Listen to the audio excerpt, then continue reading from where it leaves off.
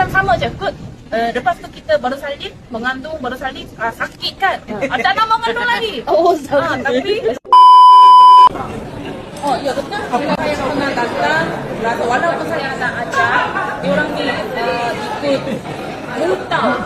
Bila ibu marah, makanan tadi masih dan diorang ni macam selalu betul macam satu letak lagi bangun rasa ni jadi beza.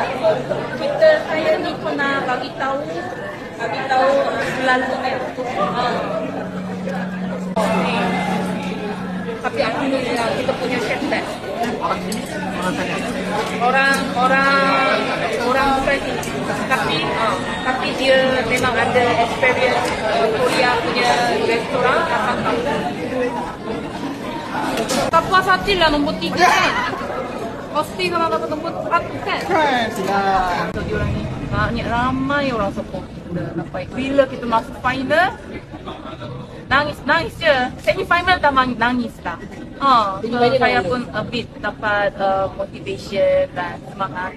Mungkinlah tahun depan kita boleh jumpa lagi.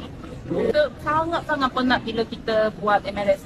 Sampai ke 5 pagi, 6 pagi kita practice. Lepas tu kita buat shooting lagi. Penat sangat. Tapi bila kita buat MLS tu atas kontak semua peminat-peminat dan supporter semangat kita dan kita team, kita jadi satu. Walaupun keluarga, sampai ke keluarga kita jadi satu. So itu yang saya rindu lagi pula. Macam sama je, good. Lepas tu kita baru salin, mengandung, baru salin, sakit kan? Tak nak mengandung lagi. Tapi baru salin, anaknya comel kan, kecil-kecil. Mengandung lagi lah.